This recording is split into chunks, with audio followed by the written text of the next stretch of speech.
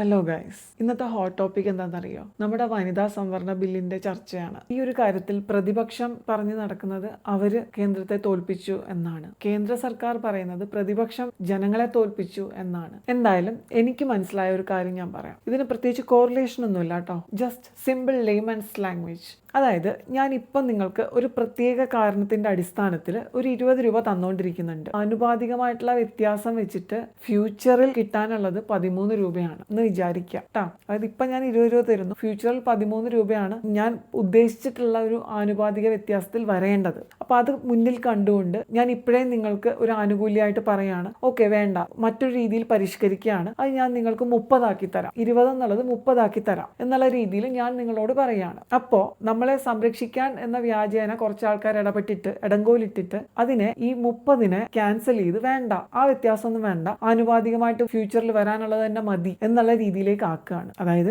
ഇപ്പൊ 20 കിട്ടുന്ന നിങ്ങൾക്ക് ഫ്യൂച്ചറിൽ 13 ഇനി കിട്ടാൻ പോകുന്നത്. ഞാൻ 30 ഓഫർ ചെയ്തതാണ്, അതിനെയാണ് ഒരു കൂട്ടം തട്ടിത്തെറിപ്പിച്ചത്. ഇനി നിങ്ങൾ തന്നെ ഒന്ന് ചിന്തിച്ചു നോക്കൂ. ഞാൻ ഈ പറഞ്ഞ കാര്യവും ഇപ്പൊ സംഭവിച്ച കാര്യവും ഡീലിമിറ്റേഷനുമായിട്ട് ബന്ധപ്പെട്ടിട്ടാണ്. അത് നിങ്ങൾക്ക് മനസ്സിലാവേണ്ടവർക്ക് മനസ്സിലായിട്ടുണ്ടാവും എന്ന് ഞാൻ വിശ്വസിക്കുന്നു. ഞാനിപ്പം പറഞ്ഞു കഴിഞ്ഞാൽ അത് രാഷ്ട്രീയമായിപ്പോ ഓൾറെഡി എനിക്കൊരു സംഖ്യച്ചാപ്പ കിട്ടിയിട്ടുണ്ട്. അപ്പൊ ഞാൻ വീണ്ടും കൂടുതൽ കട്ട സംഖ്യയായിക്കൊണ്ടിരിക്കുകയാണ്. അപ്പൊ ഇതും കൂടെ ഞാൻ പറഞ്ഞു കഴിഞ്ഞാൽ ഞാൻ ഒരു രജിസ്റ്റേർഡ് സംഖ്യയായി മാറും. അത് വിചാരിച്ചിട്ടാണ് ഞാൻ ഈ ഒരു കോറിലേഷൻ പറഞ്ഞു തന്നത്. ബുദ്ധിയുള്ളവർ മനസ്സിലാക്കിക്കോട്ടെ എന്ന് വിചാരിച്ചിട്ടാണ് കേട്ടോ.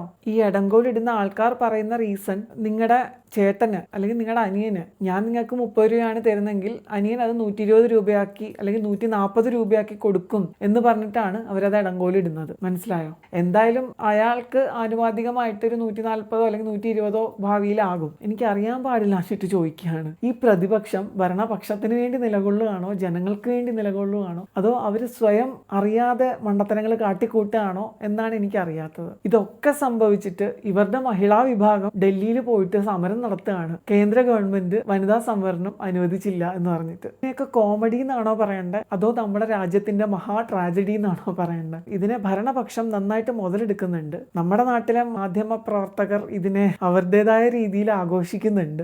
ജനങ്ങൾ പൊട്ടന്മാരാന്നാണോ ഇവരൊക്കെ വിചാരിക്കുന്നത്? തിരിച്ചറിയേണ്ടവർക്ക് തിരിച്ചറിയുന്നുണ്ട്. പൊട്ടന്മാരില്ല എന്ന് ഞാൻ പറയുന്നില്ല, നമ്മുടെ നാട്ടിൽ പ്രത്യേകിച്ച് കുറെ പൊട്ടന്മാരുണ്ട്. അപ്പൊ പ്രതിപക്ഷം മൊത്തത്തിൽ വടക്കേ ഇന്ത്യയിൽ ലൈഫ് ടൈം തോൽവി സമ്മതിച്ചിരിക്കുകയാണെന്നാണ് ഇതുകൊണ്ട് നമുക്ക് ഇൻഫറൻസ് കിട്ടുന്നത്. അവർക്ക് അവിടെ കഷ്ടപ്പെട്ട് പണിയെടുത്ത് കൂടുതൽ സീറ്റുകൾ വിൻ ചെയ്ത് മുന്നോട്ട് വരാനുള്ള താല്പര്യം അല്ല. നമ്മുടെ ഈ ചെറിയ സീറ്റുകൾ നോർത്ത് ഇന്ത്യയിൽ കൂടുതൽ പ്രിവലന്റ് ആയിട്ടുള്ള ഒരു കക്ഷിയെ സംബന്ധിച്ച് വലിയ വിഷയമല്ല എന്നാണ് ഞാൻ കരുതുന്നത്. അവർ നമുക്കായിട്ടൊരു ആനുകൂല്യം മുന്നോട്ട് വെക്കുമ്പോൾ അതിനെ നമ്മൾ നമ്മുടെ പ്രതിപക്ഷമായിട്ട് തട്ടിത്തെറിപ്പിച്ചു എന്നുള്ളതാണ് ഇതിൽ നിന്ന് എനിക്ക് മനസ്സിലാക്കാൻ പറ്റിയ ഇൻഫറൻസ്. നിങ്ങൾ കോൺഗ്രസ് പാർട്ടിയെ സപ്പോർട്ട് ചെയ്യുന്ന ആൾക്കാർ ഒരു പക്ഷേ ഇപ്പൊ ഇതിന്റെ താഴെ വന്ന് തെറി വിളിക്കുമായിരിക്കും. പക്ഷേ രാഷ്ട്രീയം മാറ്റി വെച്ച് നിങ്ങളൊന്ന് ചിന്തിച്ചു നോക്കൂ. ഇത് വളരെ സെൻസിബിൾ ആയിട്ടുള്ളൊരു കാര്യമല്ലേ? ഇത് നമുക്ക് സാമാന്യ ബുദ്ധി വെച്ച് ചിന്തിച്ചാൽ തന്നെ മനസ്സിലാക്കാൻ പറ്റുന്ന കാര്യമല്ലേ? ഇതിൽ രാഷ്ട്രീയം കളിച്ച് ഇങ്ങനെ ചീഞ്ഞു നാറേണ്ട ആവശ്യമുണ്ടോ? എനിവേയ്സ്, എനിക്കിതിൽ ഇപ്പൊ പ്രത്യേകിച്ച് അഭിപ്രായം ഞാൻ പറയുന്നില്ല. അഭിപ്രായം പറഞ്ഞാൽ എനിക്ക് കിട്ടിയ സംഘിച്ചാപ്പ നിങ്ങൾ കൂടുതൽ തന്നുകൊണ്ടേയിരിക്കും. തിരിച്ചറിയാനുള്ള ആൾക്കാർ ചിന്തിച്ച് കാര്യങ്ങൾ തിരിച്ചറിയുക. കഴിവതും നിങ്ങൾ